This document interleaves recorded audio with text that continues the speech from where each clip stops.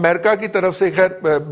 وہ تائیوان کے پاس لا کے ایک بحری بیڑا کھڑا کرنا اور دوسرا ساؤتھ ایسٹ جو چائنا ہے، صدرن چائنا کے جو سمندر ہے اس کے اندر کھڑا کرنا، اور اب یہ خبر جاری کرنا ان کی اپنی یوٹیوب چینل کے اوپر کہ 92 جو ہے وہ طیارے، ٹینک اور پرسنل کیریئر جو ہیں وہ رشیا اور امریکہ نے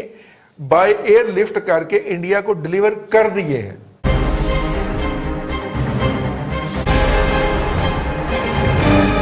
اس کے اندر اب پتہ نہیں اب ان کی طرف سے جاری ہوئی ہے، اور جاری کرنا بڑا معنی خیز ہے۔ یہ کیا میسج ہے جی اس وقت؟ اگر یہ صورتحال دیکھی جائے تو کیا پھر دوبارہ چائنا کے ساتھ کوئی ٹھوک ٹھوک شروع ہوگی؟ اس وقت سب سے بڑا جو ڈیفنس ایکوپمنٹ پرچیزر ہے وہ انڈیا ہے رضوان رضی صاحب، اور جو گد ہیں اسلحہ بیچنے والے وہ اس کی معیشت کو نوچ رہے ہیں، اور مودی اپنے ایجنڈے کے تحت آپ کہہ لیں اپنی انٹیلیجنس کے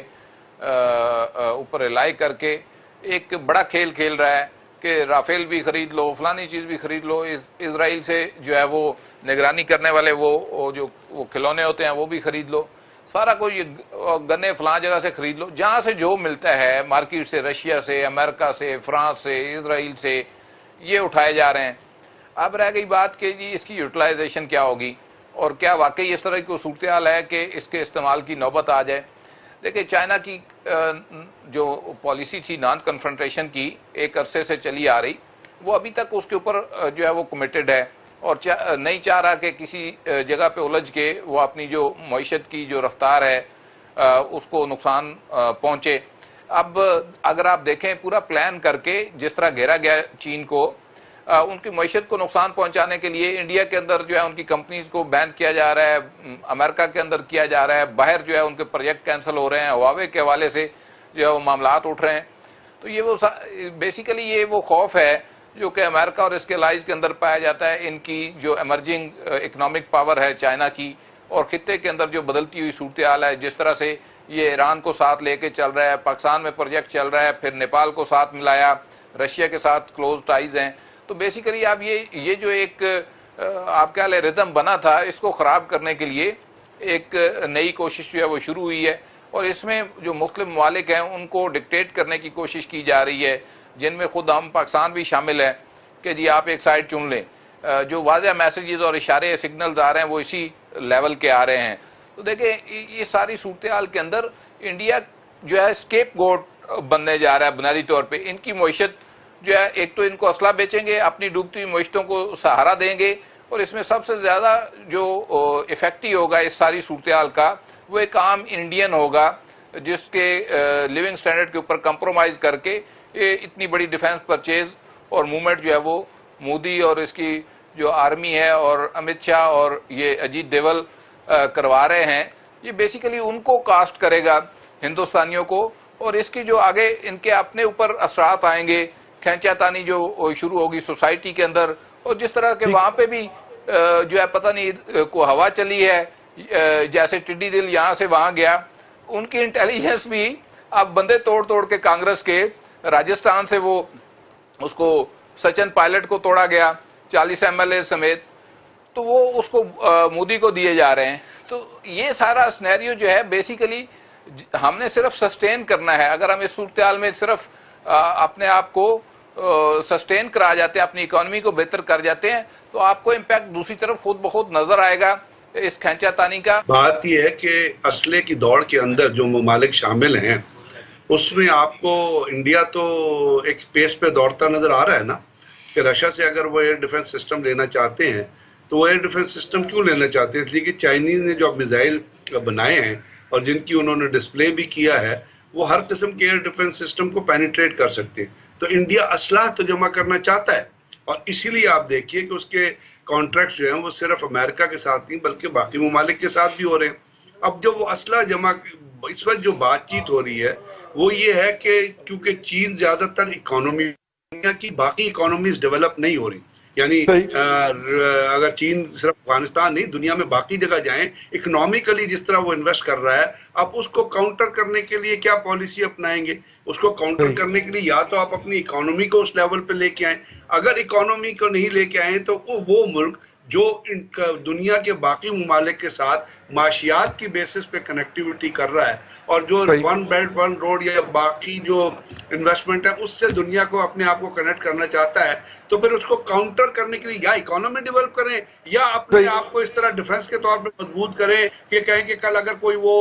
ملٹریلی بھی آیا تو ہم اس کو سسٹین کرنے کی پوزیشن میں یا روکنے کی پوزیشن میں. تو یہ تو ڈیزائر لسٹ ہوتی ہے، اور یہ لسٹ جو ہے یہ انڈیا کے اندر آج سے نہیں، بڑے عرصے سے موجود ہے. اور دوسرے یہ ہے کہ وہاں پہ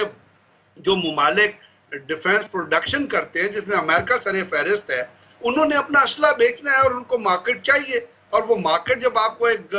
کسٹمر مل رہا ہے تو اس مارکیٹ میں جا کے آپ فروخت کریں گے تو وہ اس کو ایکسیپٹ کر رہا ہے، تبھی آپ فروخت کر رہے ہیں. تو انڈینز پاکستان کو جس طرح دیکھتے ہیں اس کے حساب سے وہ چاہیں گے کہ ہر وہ چیز مارکیٹ سے اٹھا لیں جو چیز ان کو کسی نہ کسی طریقہ کار سے بچا سکے. تو یہ وہ چیزیں ہیں جس کی وجہ سے آپ دیکھ لیجئے کہ ابھی انڈیا کی جو ماضی میں بھی اٹھا کے دیکھ لیں تو انڈیا کی کبھی پروکیورمنٹ کی لسٹ کبھی کم ہوئی نہیں ہے. چاہے آپ نو وار پیکٹ میں تھے یا جب آپ کا اپنا بارڈر کے اوپر ایک سیز فائر ہوا تھا، وہ اسی حساب سے اور اسی اسپیڈ سے چلتے رہے. اس وقت جو یہ دنیا بھی اس طرح ڈیولپ ہو رہی ہے جہاں پہ فریش الائنسز جنریٹ کر رہی ہے، اور وہ جو الائنسز ہیں وہ ملٹریلی بھی جا رہی ہیں، اکنامیکلی بھی جا رہی ہیں، اور یہ جو کنیکٹیوٹی جس کو آپ کہتے ہیں ریل روڈ نیٹ ورک جو ہے جس سے آپ کے بزنسز آگے چلنے اس کے طریقہ کار سے بھی ہو رہی ہے. کیونکہ انڈیا اس میں آپ کو ایک بیک فٹ پہ نظر آ رہا ہے، اور وہ یہاں پہ نہیں ہے، نیپال تک نے انڈیا کو کہہ دیا ہے، بھوٹان تک نے انڈیا کو کہہ دیا ہے. تو اس لیے وہ یہ فیل کر رہا ہے کہ اس کو اپنے آپ کو اتنا مضبوط ملٹریلی کر لے کہ باقی دنیا کے جو خطے کے ممالک ہیں ان کو وہ چیلنج کرتا رہے. بالکل ٹھیک ہے. اپنا حضرت عبداللہ ملک صاحب، یہ جو اس وقت رائٹ ناؤ جو چل رہی ہے، اب دیکھیے نا بہت سارا ایسا اسلحہ ہے جو جس کے اوپر انڈیا 1982 سے جی تیجا بنانے میں لگا ہوا ہے. 1982 سے تیجا بنی جا رہا ہے، ابھی تک کسی میدان جنگ کے اندر آزمایا نہیں گیا. کسی بڑا اچھا موقع تھا نا 26 کو اتارتے تیجاز کو، پتہ چل جاتا کہ آپ نے کیا شاہکار تخلیق کیا ہے. لیکن ایک سکواڈر ہے اس کا، وہ بھی انہوں نے چھپا کے رکھا ہوا ہے ذرا اندر، کہیں اس کو ہوا نہ لگ جائے. کسی مارکے میں نہیں اترا، نمائشوں میں جاتا رہتا ہے. میرا مطلب ہے کہ بائی پاس وغیرہ میں شریک ہوتا رہتا ہے. اسی طرح کئی باقی کا مسئلہ ہے ان کا. تو بہت زیادہ گیپ ہے انڈیا کو اپنی اوورال ڈیفنس ٹیکنالوجی کو اپ گریڈ کرنے میں، اور وہ گیپ اتنا زیادہ ہے کہ بہت زیادہ جو ارب ڈالر ہوں گے، کئی 100 ارب ڈالر جو ہیں وہ اس میں جھونکنا پڑیں گے. ادروائز جو ہے وہ حال والے بھی جو ہیں وہ ہیلی کاپٹر تو اچھے بنا لیتے ہیں، طیارے اچھے نہیں بناتے. ہندوستان ایروناٹیکل والے جو ہیں تو لے دے کے پھر سر وہی ہوگا جو اب تک ہوا ہے کہ اسلحہ بھی لیں گے اور مار بھی کھائیں گے. اس میں کوئی شک نہیں ہے. دیکھ ہمارا پڑوسی ملک اسلحے کے لحاظ سے اس خطے میں مضبوط ترین ہے، جو ہمارے جو چھوٹے ممالک ساؤتھ ایشیا میں. لیکن میں آپ کو ایک بات بڑی اہم کر لوں، جو ایشو بڑا اہم ہو گیا. دیکھیں پچھلی 2 دہائیوں میں امریکہ نے افغانستان، عراق، لیبیا، شام، مصر، ایران، جنوبی کوریا تک